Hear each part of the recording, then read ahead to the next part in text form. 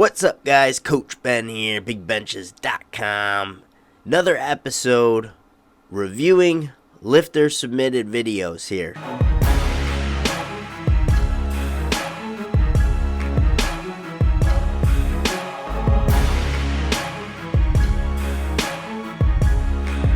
So, again, to participate, you can DM me on Instagram to send me your video. You can also, if you're watching on YouTube, you can just email me, coachben@bigbenchas.com.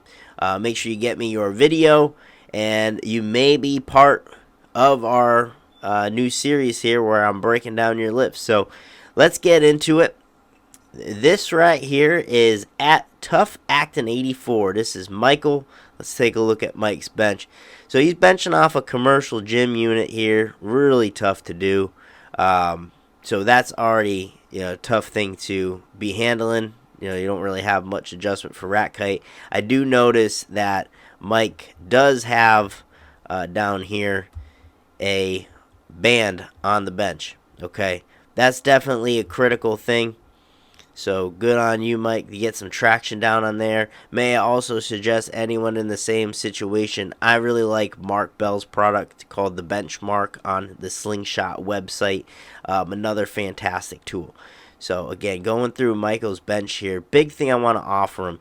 He's a big guy benching on a little bench. All right, nothing you can do about it other than switching gyms and getting on some better equipment, which will automatically help you out there, Mike. But what I want to offer you, because you are going to have that issue with stability, you can kind of see here as he's going through his press, you see a little bit of head motion up, or the chest rather, coming down. So you see a little bit of collapse in positioning, but I want to really key in on right here what's going on with his scaps, his shoulder blades there. Watch how as he goes through this press, it's going to drift out on him. So he already lost it a little bit there, and then you can see how completely that scap wants to ride up, and he's going to have that issue with the elbow now flaring out in that situation. All right, and you can see it kind of leaves him in no man's land. He does grind through this and finish his lift, but the reason why his scap is going to be gliding out on him and his elbows gliding out on him is because he's not able to really hold that back tightness as he's coming down with the bar and going through the press, really. So one thing I would offer you, Mike, is really cueing yourself on pressing your body away from the bar. Typically, if you're not super concentrated on pulling that scap down towards your hips when you're benching, or when you're going through the press motion itself, if you're not continuing to think about retracting your shoulder down into that pad, you're not thinking about bringing your shoulder blade to your hip, it's very easy to have those shoulder blades glide out on you, and you don't want that. Or we don't want these shoulder blades gliding out on us, because again, it's going to leave us stranded in no man's land with the bar there trying to grind through it. See how everything just flares out on you? That's because you lost that tension there in your back. Difficult to do on that bench, definitely. You could thicken it up a little bit, give it a little bit more width by layering some yoga mats on there. But with what you got going on now, I would really press your body away from the bar. Think about maintaining that back position. All right, maintaining that pull underneath you with your scaps, and then maintain that throughout the press as well. So a drill I like to use for this is, if you take the bar out initially, just as to make sure you're not over pressing the bar, right? Take the bar out initially, say this is your highest starting point, right? Someone can hold a PVC pipe to mark that spot, and then as you go through things, you're trying not to press above that spot. All right, because if you press above that spot, it means you've lost some shoulder positioning. All right, and then you can see where you end up finishing is a lot higher than where things began, because now you've lost that packed in position.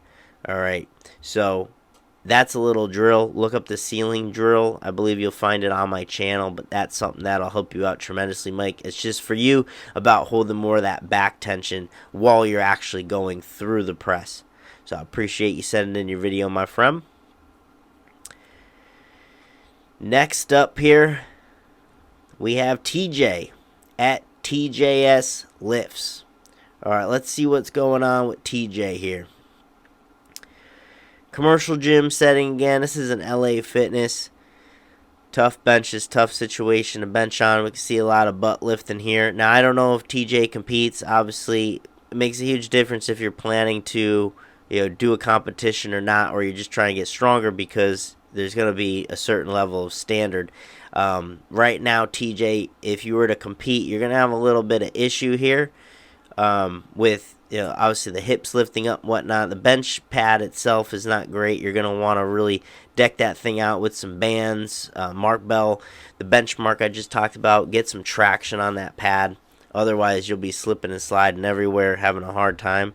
But main thing that I want to discuss here with TJ is I see the feet moving around. Okay, let's take a look at what's happening with his feet as he's going through this. Pressing into the floor here, not away from the floor. We want to make sure we're doing that, pressing away from the floor, thinking knees out in order for you not to lift your hips, especially on a bench unit like that, real tough. And the reason why you're not pushing back on the bench is probably due, right, to not having traction, because if you were to push back, you would just slide. So instead, what ends up happening is you tend to push down into the floor here, right, and then that ends up popping your hips, and then you're just providing tension down into the pad here. So it's very vertical. You're not having that horizontal push where you would be pushing away from the floor and then your whole body being pushed back. You need to have that traction in order to do that. So that's definitely one thing. But again, coming back to it, check out the foot movement. Okay? That's something we want to try to avoid, is having the feet moving around on us. So I would tell you, plant those feet. Make sure you have good traction with your shoes, right? And then have that discipline to push back on the pad. Make sure you have some traction on that pad so you're not slipping and sliding everywhere. Make sure you have good traction to the floor. Plant those feet. Drive those knees out. You'll be able to create a lot more tension. You won't have that significant butt lift there. All right. That won't pass out of meet. I don't know if you have plans to compete or not, but that won't pass out of meet. So you want to make sure you build that now if you do plan to compete in the future. So I appreciate you sending in that video, TJ. We'll move on to at Tariq Rashada. This is Tariq's bench right here. Let's take a look at what we got going on. Again, another commercial gym bench. Tough to really work off. Looks like Tariq's doing a pretty good job, though, best he can. Not sure if he has traction down the pad. Obviously, you want to look for that. I see a bit of head lift. If you know me, you know I'm not big on that head lift. Usually ends up dumping positioning. And you can see how with that head lift, that chest position is collapsing just a bit. All right, and what I really want to talk about with Tariq is see how he has his hips up here initially when receiving that handoff. So the handoff's coming out, right, and his hips are currently off the pad. Now, this is a good strategy if you're going to do a self handoff. This really allows you to leverage that weight out. If you're going to use a handoff, however, I'm really big on making sure the butt is planted first and then receiving the handout. So if you could get to your final position like this when utilizing a handout, right, you see how his butt's planted, he's creating his tension back, right? You want to set all that stuff into place so that when you receive that handout, there's less moving parts involved there. Now, this, again, not to say that that's not a great strategy if you're doing your own handout, but when you have someone handing you off, and this may come down to rack height placement too, because, again, you don't have much of a choice with these benches, so he may just be trying to keep whatever lat tension he can without reaching up too far with the bar. But ideally, you want to make sure that you get butt down, you set your leg drive in, you set that tension in place, and then it's simply the weight coming out into that tight system, okay? So that's what I would mention. What I wanted to point out here is just get to that final position if you're receiving a handoff. That's one of the main differences with receiving a handoff versus being able to do your own handoff. All right, move on to Tay. Is at Tay Lifts. Let's take a look at her bench. Great arch, very small range of motion, using a wide grip here.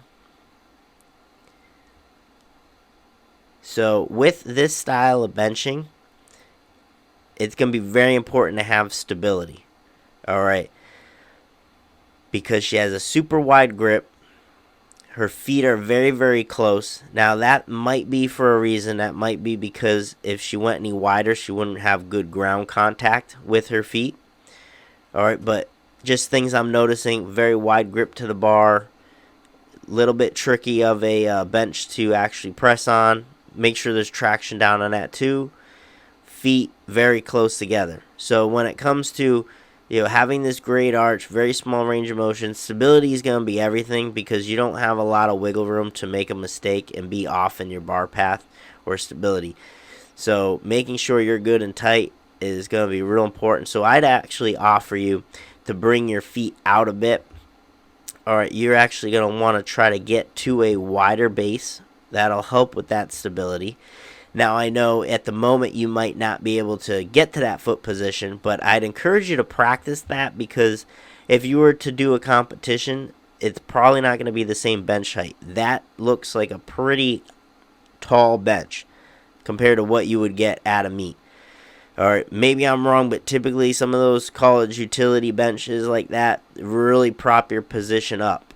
All right, so that's something that you're going to want to consider. What the height is of this bench compared to what you'd experience in a meet, because in a meet you may be able to get your feet out comfortably wider because again that bench is going to be lower. So I'd rather see you adjust to your training now with that wider foot position and add stability to your lift, all right, as opposed to just going through whatever your scenario is now and then at the meet adopting this same type of position and then perhaps ending up with having hip lift issues because your feet are so close together. Okay, so this is just an instance where you really want your equipment to match what you'd experience at a meet. But either way, even on this bench, it'll help you to have more stability with your feet a bit wider. So what I would do is I would either find a different bench to bench off at that gym, or I would just look to put blocks down or something down to where you have that height off the floor so you can get your feet out into a wider position. But a really solid bench here, Tay. I love how you have the wider grip, the big arch, really cutting range of motion, real smooth, efficient press. Again, there's not much leeway to make a mistake with that type of a bench, but handling it real well here. I would say try to just get to a more stable position before that bar comes out, right? So there's less moving parts. We definitely want to see less moving parts if we look at what's going on in terms of setting your hips, feet movement. And we go back here. That weight comes out. Hips lift again. You adjust your feet. We want to have more of that kind of set into place beforehand so we don't have to worry about that under load. So those are some things I would mention for you, Tay. Great benching, though. And just make some of those adjustments in terms of finding a different bench or propping up your feet, get to that wider position, create some more stability for yourself. But awesome job, and I appreciate everyone who sent in their videos. Again, you can shoot me a DM on Instagram, message me your video, and you'll be in the queue to get on this review show. And then if you're on YouTube, you can just email me, coachben@bigbenchas.com. You can email me your videos as well. All right, appreciate everyone, and I will talk to y'all soon. Coach Ben here, and you know where to find me. You can meet me on a bench. Thanks for watching the video. If you want to learn more about how to increase your bench press, consider joining us in our Better Benching Academy. To learn more, simply click the link down below in the description box or visit bigbenchas.com, BB Academy. I'll see you there.